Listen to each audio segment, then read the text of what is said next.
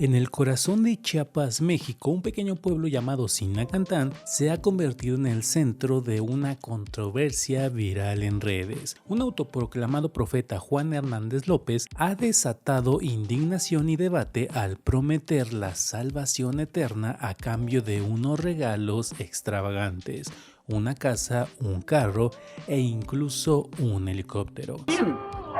¿Qué necesita el profeta Juan? Necesita una casa, necesita un carro. Sus audaces peticiones compartidas en TikTok han captado la atención de millones, pero también plantean una pregunta inquietante: ¿hasta dónde llegan algunas figuras religiosas para explotar la fe de sus seguidores? Hoy exploramos esta historia, no solo para exponer las acciones de un hombre, sino para analizar un problema mayor: el abuso de poder por parte de figuras religiosas que buscan lujos a costa de seguidores que a menudo luchan por sobrevivir día a día. ¿Quién es Juan Hernández López? ¿Qué motiva esta osadía? ¿Y qué revela esto sobre la fe, la pobreza y la explotación en lugares como Sinacantán?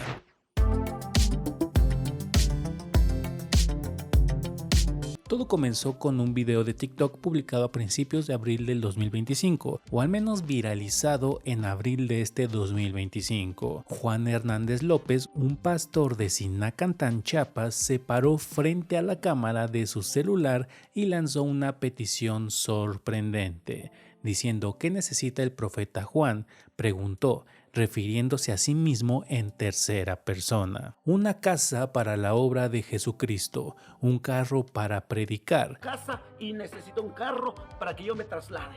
Y sí, también un helicóptero. El video se volvió viral acumulando más de 1.9 millones de vistas. Las reacciones no se hicieron esperar claramente y algunos lo llamaron un descarado estafador, mientras otros lo ridiculizaron como un trueque cósmico, haciendo algunos comentarios como que el verdadero profeta Juan caminaba descalzo. Algún otro usuario bromeaba diciendo que parecía más un político que un pastor, pero sorprendentemente también hubo algunos defensores, argumentando que los líderes religiosos dependen de donaciones para difundir su mensaje. En algunos medios informativos se cubrió esta historia, presentándola como un escándalo. Reportaron que Hernández se dirigía a ricos empresarios, instándolos en sembrar para su ministerio. Por eso necesitamos que siembren ricos, que siembren. Los críticos vieron esto como un intercambio descarado, riqueza material por promesas espirituales. Sin embargo, no era la primera petición de Hernández.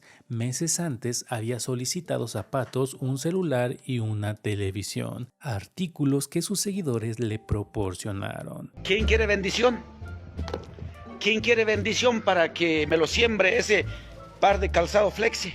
Y aquí surge la pregunta del por qué causó esto tanto revuelo. Para entenderlo debemos mirar más allá del video, al hombre, su pueblo y las dinámicas más profundas en juego. Sinacantán no es ajeno a la pobreza, y las promesas de salvación de Hernández resuenan en un lugar donde la esperanza es a menudo lo único que tienen estas personas. Juan Hernández López es una figura relativamente desconocida, incluso en Sinacantán es descrito como pastor y se autoproclama profeta. Ha construido un pequeño grupo pero bastante leal de seguidores. Los detalles sobre su vida son escasos. No es una figura pública con una biografía documentada ampliamente, sino nada más una figura relativamente pequeña en redes. Lo que sabemos proviene de sus propias palabras y reportes locales. Afirma ser un mensajero divino encargado de llevar el evangelio a los rincones más remotos de Chiapas. El ascenso de Hernández coincide con el creciente auge del cristianismo evangélico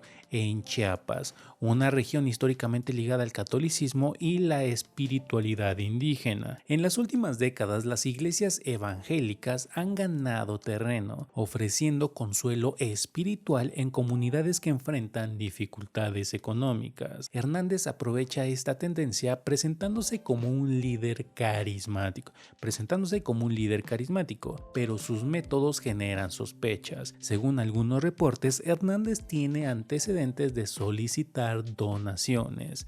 El año pasado pidió zapatos flexi para reemplazar los suyos desgastados, argumentando que el terreno difícil los hacía necesarios para su ministerio. Sus seguidores cumplieron, algunos elogiando su humildad y otros cuestionando por qué un profeta necesita calzado de marca. Sus últimas demandas fueron una casa, un carro y un helicóptero, sugiriendo un cambio de necesidades básicas a simples extravagancias. Al investigar más, no encontramos evidencia de que Hernández tenga formación teológica formal o esté afiliado a alguna iglesia mayor reconocida. En Sinacantán, donde la tasa de alfabetización ronda el 70% y muchos residentes hablan tzotzil, su autoridad proviene menos de credenciales y más de su carisma y promesas de recompensa divina. Esta falta de rendición de cuentas es un punto clave. Permite que figuras como Hernández operen sin control, mezclando fe con ambición personal. Y algunos habitantes con los que algunos medios tuvieron un acercamiento dibujaban un panorama complejo. Algunos lo ven como un predicador genuino, aunque equivocado por estas peticiones de las que estamos hablando. Otros sospechan que está capitalizando las dificultades de Sinacantán.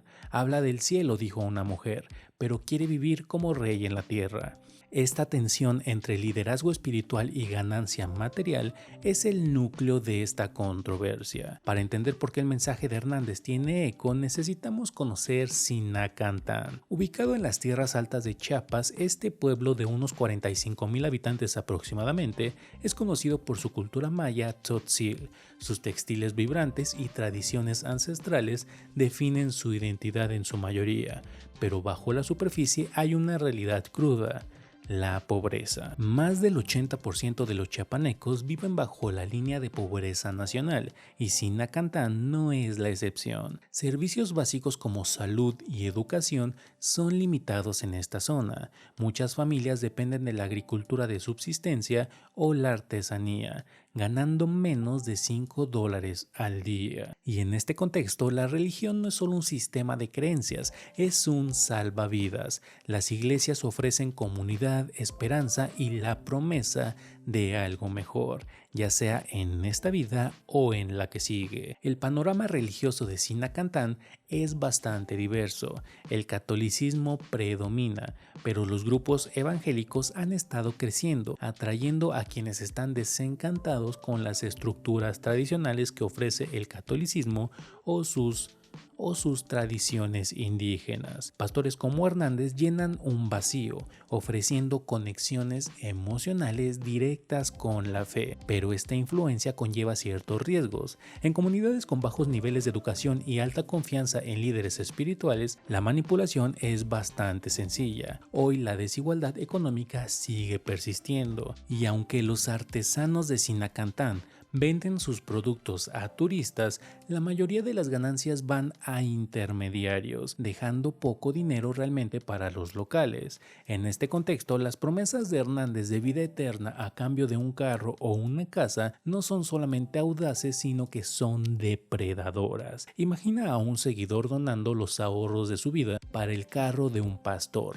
esperando un favor divino, solo para regresar a una casa que no tiene electricidad y con un techo que aparentemente no resistiría una lluvia fuerte. Este contraste entre los sueños de lujo del profeta y la realidad de sus seguidores evidencia el dilema ético. La pobreza de Sinacantán no justifica las peticiones de Hernández, sino que las hace incluso más graves. El caso de Hernández no es único. En todo el mundo, figuras religiosas han explotado su autoridad para obtener ganancias personales. Desde las indulgencias medievales hasta el evangelio de la prosperidad moderno, el patrón es claro: prometer recompensas espirituales y exigir sacrificios materiales. En América Latina, donde el evangelismo está en auge, esta dinámica sigue prosperando. El evangelio de la prosperidad es una creencia de que la fe te va a traer riquezas, y ha estado ganando mucho terreno en lugares como México, Brasil y Nigeria porque son países donde hay regiones con extrema pobreza. Los pastores predican que donar a la iglesia asegura bendiciones divinas, a menudo presumiendo sus propias riquezas como prueba de que como ya hicieron un favor divino hacia Dios, Dios les ha regresado en cosas materiales. Jets privados, trajes de diseñador y mega iglesias se convierten en símbolos de favor divino, mientras los seguidores, a menudo pobres, dan lo que no pueden ni siquiera permitirse ellos solos. En Chiapas, esta teología resuena porque la pobreza alimenta la desesperación. Las peticiones de Hernández evocan a los predicadores de la prosperidad, que equiparan el dar con la salvación divina. Es decir, tú me das ciertas cosas que yo te estoy pidiendo en este mundo terrenal y yo te estoy asegurando la salvación divina. Los seguidores pueden sentirse presionados a donar temiendo un castigo divino o el rechazo social si se niegan porque pudieran ser mal vistos por sus comunidades si son los únicos de esta comunidad que no donaron a la iglesia que les está trayendo una salvación divina. La explotación religiosa prospera en sociedades desiguales. Cuando la educación escasea y la confianza en las instituciones es baja, los líderes carismáticos ejercen un poder inmenso. No necesitan fuerza, solo persuasión. Las promesas de vida eterna o bendiciones terrenales explotan vulnerabilidades psicológicas, especialmente entre las personas de bajos recursos. La historia está llena de ejemplos. Líderes de cultos como Jim Jones usaron la fe para controlar, acumulando riqueza antes de llevar a sus seguidores a la tragedia. Y aunque Hernández no está a esa escala, el principio es similar: aprovechar la autoridad espiritual para obtener beneficios personales. En Sinacantán, donde los pastores son venerados, este poder se amplifica, ya que México, por ponerles un ejemplo, ha tenido su cuota de escándalos religiosos. En 2024, un pastor de Veracruz fue atrapado desviando diezmos para sí mismo. En Guerrero, otro pastor exigió tierras a cambio de oraciones. Estos casos revelan un patrón: explotar la fe en regiones donde la supervisión es débil y la desesperación es bastante alta. El ciclo del que hablo es insidioso. La pobreza impulsa la fe impulsa las donaciones enriquecen al líder, quien promete más bendiciones, perpetuando el ciclo. Los seguidores rara vez ven las recompensas prometidas, pero la culpa o la esperanza los mantiene dando cada vez más. Mientras tanto, los líderes viven en el lujo, aislados de las luchas que dicen que están abordando o buscando erradicar. Considera una familia en Sinacantán, que es el lugar donde ocurre todo esto, apenas con dinero para comida, pero donando al ministerio de Hernández por una oportunidad de salvación. Esto no solo es una transacción, sino que es una traición a la confianza. La pobreza y la educación limitada crean un terreno fértil para la manipulación. Cuando un pastor promete la vida eterna, no son solo palabras, es un salvavidas para quienes tienen poco en esta vida y buscan un poco de consuelo. Segundo, plantea preguntas sobre la rendición de cuentas. A diferencia de las organizaciones benéficas reguladas, muchos pastores independientes no enfrentan una supervisión realmente. ¿Por qué? Porque si fuera una iglesia que está vinculada con el catolicismo y el Vaticano en Roma, podría haber cierta supervisión de una autoridad más alta, pero muchos de estos pastores independientes reciben las donaciones y no son supervisados por nadie realmente. Tercero, nos desafía a repensar lo que es la caridad. Donar a una causa parece noble, pero cuando financia el lujo de un pastor es explotación disfrazada de generosidad. Los verdaderos líderes religiosos rara vez buscan esto, viven con modestia priorizando las necesidades de su comunidad. Y el costo social es bastante alto. En Sinacantán, donde cada peso cuenta, desviar los recursos por caprichos de un pastor profundiza la desigualdad, erosiona la confianza en la religión, convirtiendo espacios sagrados en mercados, y arriesga a alejar a los jóvenes que ven hipocresía en lugar de esperanza en lugares religiosos. Pero también hay otra capa, el daño cultural. La herencia tzotzil de Sinacantlán es rica en tradiciones espirituales. Cuando forasteros o locales como Hernández introducen prácticas explotadoras, diluyen este legado, reemplazando valores comunitarios por codicia individualista. Sin embargo, culpar solamente a Hernández pierde el punto de todo esto. Él es solamente un síntoma de problemas sistémicos: pobreza, desigualdad e instituciones débiles.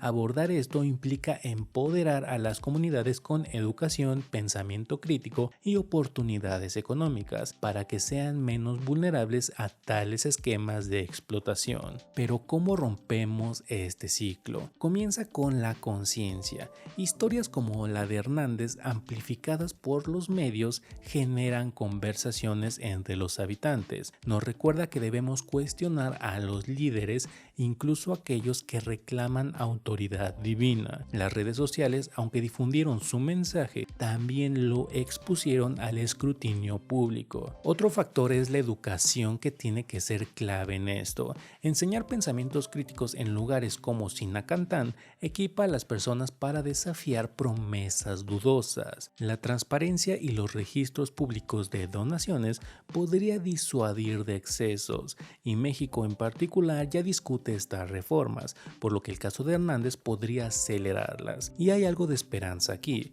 Sinacantlán no está definido por la codicia de un pastor, es un lugar de belleza, tradición y potencial. La historia del pastor Juan Hernández López es solamente una advertencia, pero también un llamado a cierta acción. Su video viral reveló no solo la audacia de un hombre, sino una verdad global, donde la pobreza y la fe se cruzan, la explotación acecha. Habría que reflexionar. La fe puede inspirar, pero también cegar. La línea entre la devoción y engaño es bastante delgada. La lucha no es contra la religión, es por una fe que sirva y que no explote. Y miren, muy seguramente este pastor o profeta, según él, será olvidado en los siguientes meses o años, y si le prestan un carro para predicar será mucho, o quizá le donen un carro viejo, aunque estaría bastante curioso que estemos hablando de algún futuro predicador con miles de millones de seguidores en todo el mundo y que empezó siendo la burla de algunos cuantos. Pero bueno, ya saben que ustedes tienen la última palabra y me encantaría leerlos acá abajito en los comentarios. ¿Ustedes le donarían una casa o un carro a un pastor o predicador,